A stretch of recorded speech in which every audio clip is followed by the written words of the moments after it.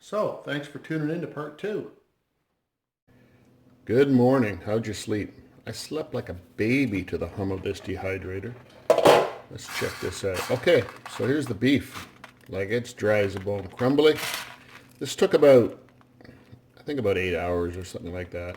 I don't think you can really over dehydrate, but you can certainly under dehydrate. So err on the side of caution when it comes to doing this, because you are preserving this food, right?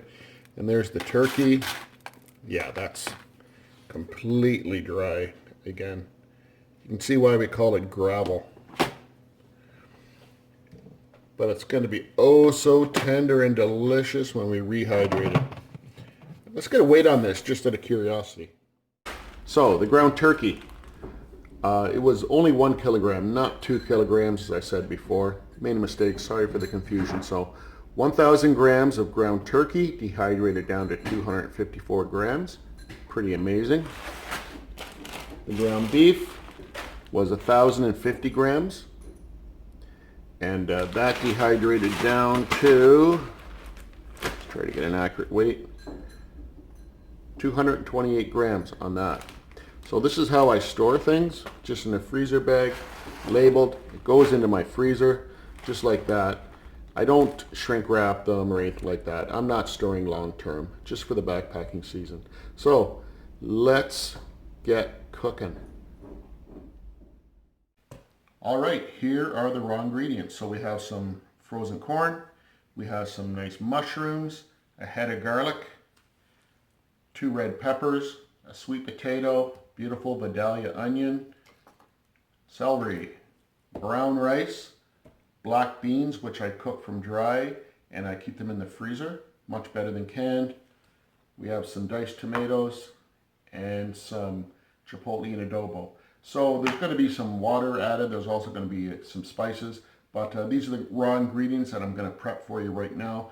The amounts may vary as I add them to the dish. I kind of just eyeball it as I go, but you'll see as I go how much of these I actually use. Okay, well, I have to admit that's a pretty nice platter of prep. So as you can see, everything is pretty uniform in size, except for the mushrooms. I left them a little big because it's nice to see a whole mushroom in a dish, and they dehydrate very easily anyway. And for those of you who don't know what a chipotle is, it's just a smoked jalapeno pepper, canned in adobo sauce. They are delicious, added to almost anything. That's a chipotle. Let's start assembling this now. Okay, let's start cooking. So it's okay to add a bit of vegetable oil to your dishes that you're going to dehydrate. So there's some olive oil in there. Let's get that warmed up a little bit.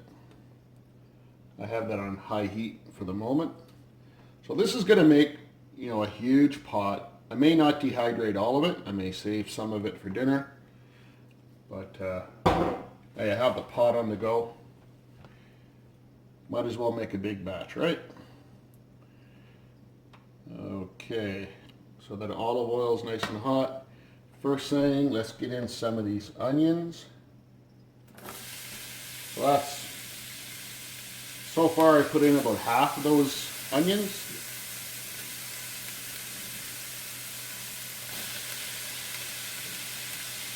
Peppers are nice, add a lot of color. There's the peppers. Let's go with that much sweet potato to start with.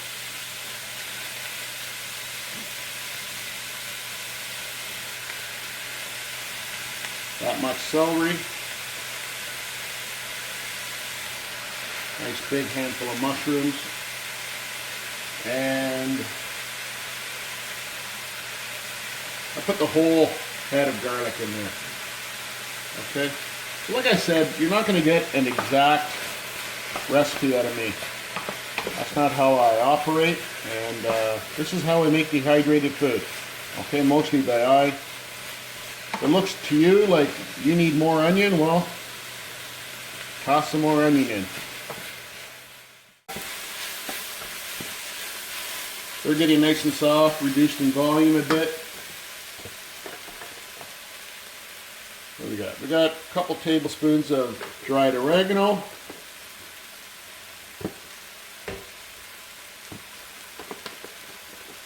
Good dose of cumin.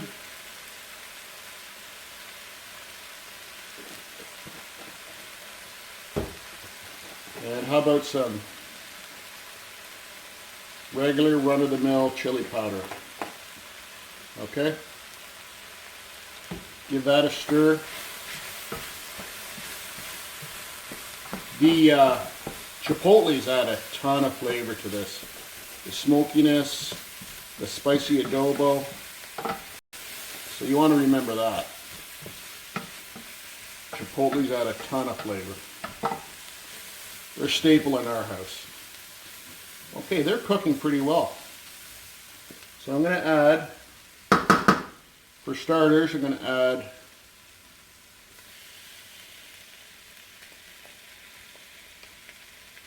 half that can of chipotle. Changed my mind. That whole can of chipotle.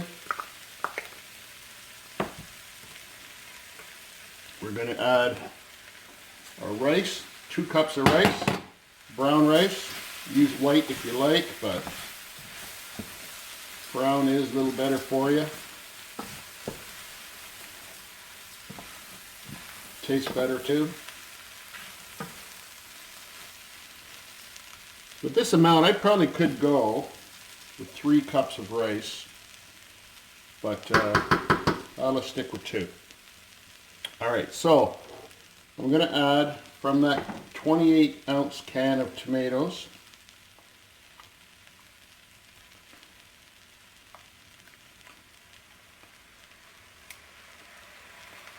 there's half. Let's see how half looks.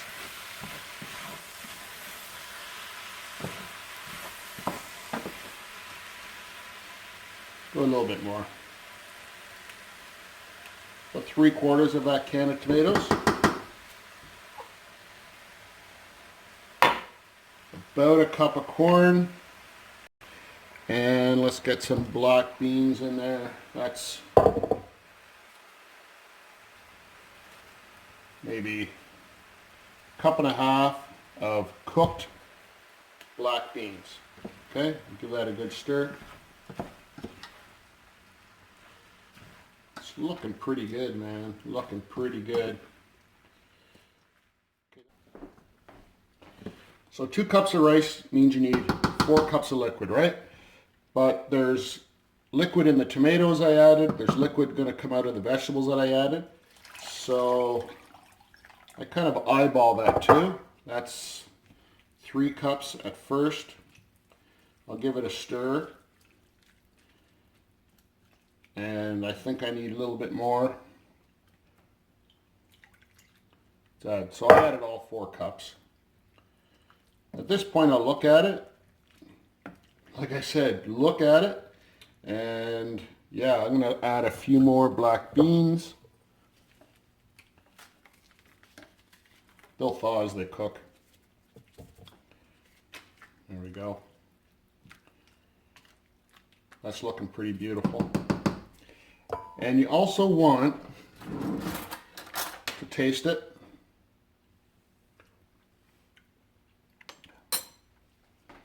It certainly is spicy enough. Needs more salt. Looks like a lot of salt, but it's a lot of food in here. Don't worry about it. When you're on the trail, you sweat a lot. You need some salt at the end of the day. That's not the time to worry about your sodium intake. And it needed more cumin, I thought.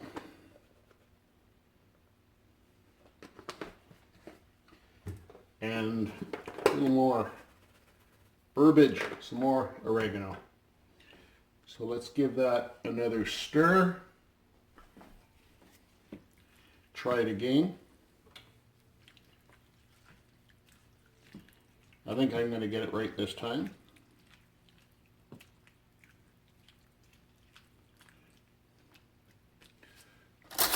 clean spoon. Oh yeah, that's pretty darn tasty. Okay, so let's get the lid on. This brown rice is kind of quick cook. It takes about 20 minutes at a simmer. And after about 10 minutes, I'm going to check it, see what I think I need for a little bit of extra water, or I may not need anything at all. But take another look at it in about 10 minutes.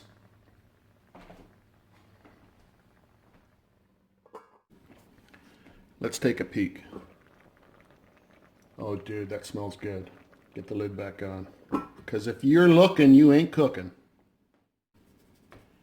Okay, it's been about 20 minutes now. Let's take a look. Looking not bad, actually. Give it a stir. Looks like the rice is absorbed pretty much everything. That looked good. Lots of color. Ratio rice to veg is pretty good. Let's try a little bite.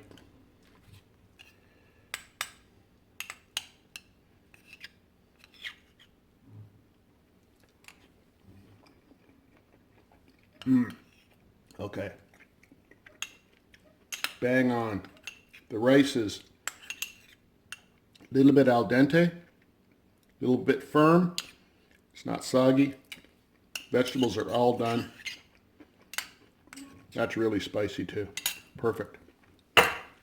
So I'm going to take this off the heat, cover it, let it sit for maybe 5 minutes, just so it can fully absorb everything and get even happier.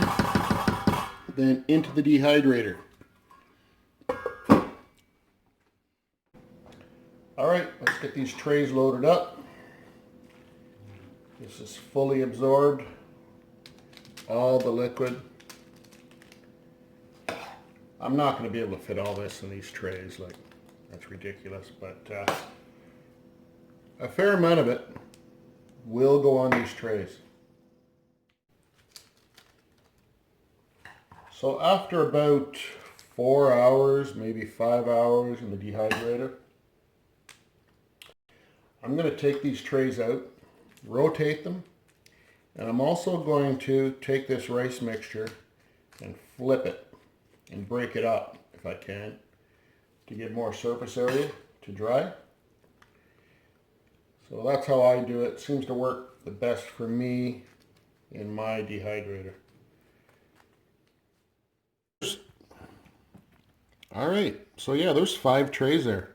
This dehydrator took that whole pot of rice, so I'm pretty impressed with that. All right, so let's get this dehydrating process started.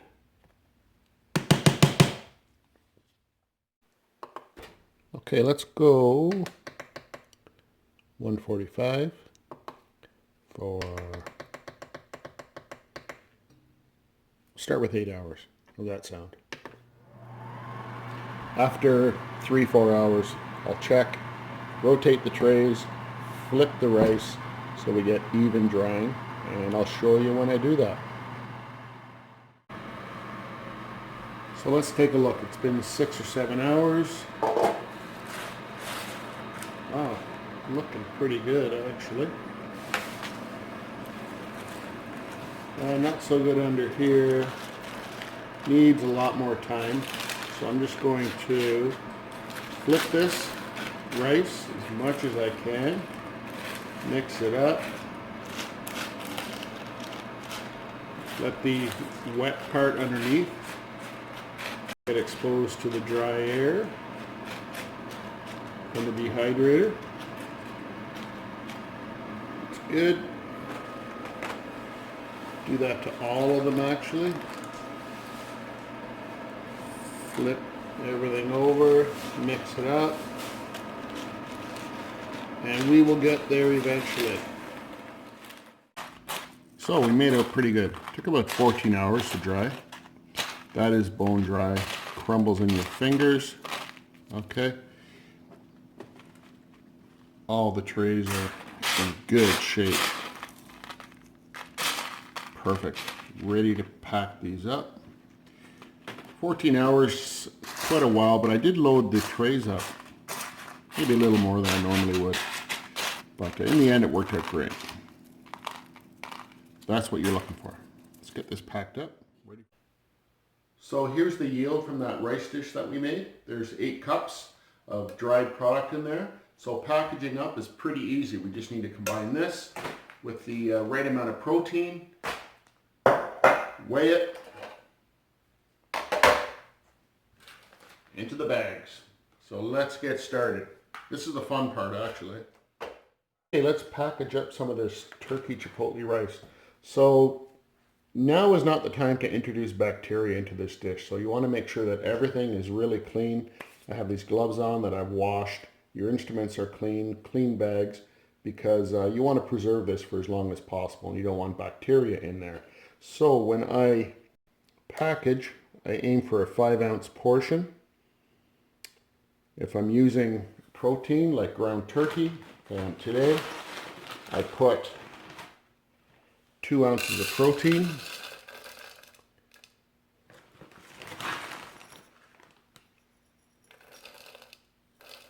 Well, there's a little more than 2, but that's okay. 2 ounces of protein, that means 3 ounces of the rice mixture goes in with that. So 4, 2, a little bit more. Okay, there's around 5 ounces. So when I get my portion, that goes into a single serving bag.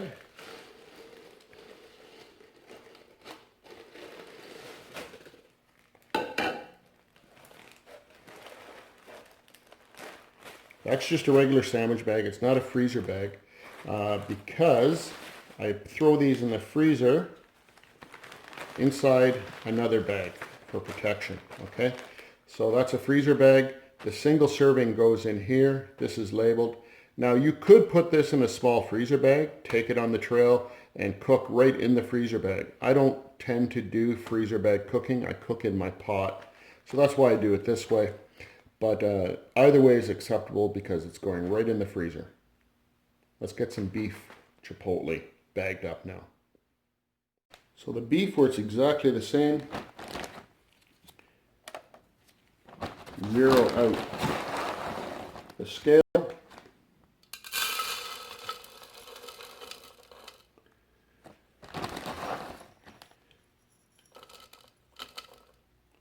Two ounces of protein. 3 ounces of everything else. Bring me up to 5 or so. Okay, and right into the bag.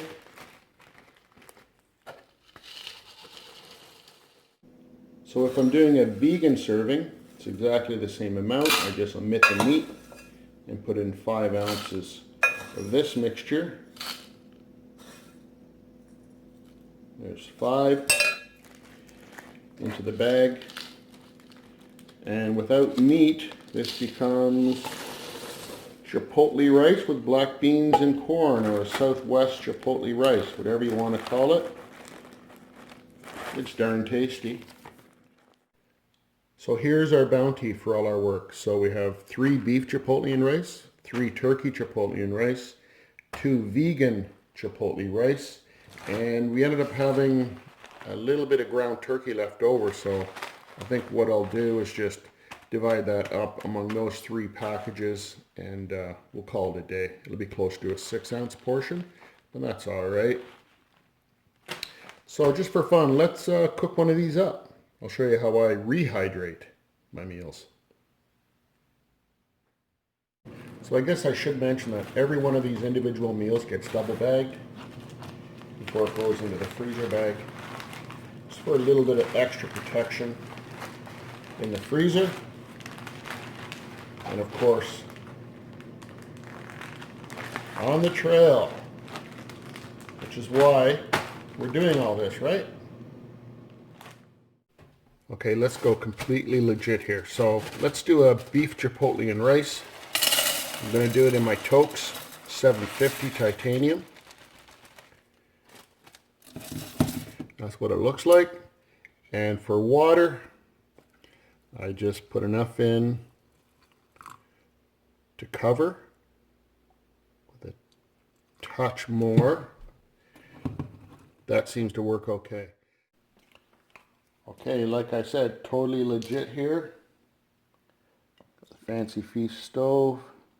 Put about an ounce of fuel in there.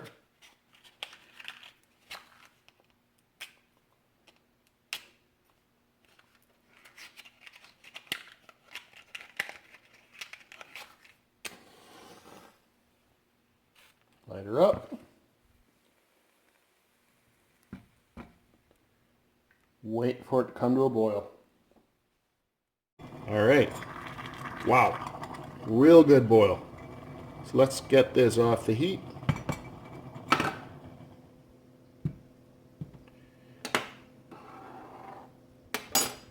Now we need to let that sit for about 10 minutes. Let it fully hydrate. Then it's lunchtime. Let's take a look. It's been 12 minutes. Okay. So, beef, nice and tender. Turned out pretty good. I think I'll put this into a bowl so you can see it. Let's do that. Turn that out into a bowl.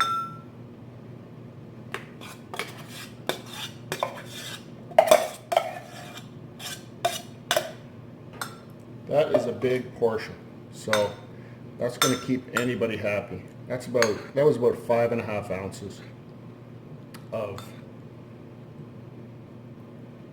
dried food. And there's a lot of beef in there. I only added 2 ounces of beef. Didn't seem like much, but when it's all plumped up, it sure is nice. Let's give it a shot.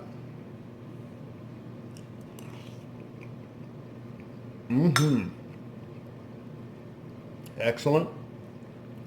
Man, it's really good. It is really good, guys. See that? It's just what you need. Okay guys, thanks very much for sticking with me to the end. It was kind of a long video. That's why I had to break it up into 2 parts.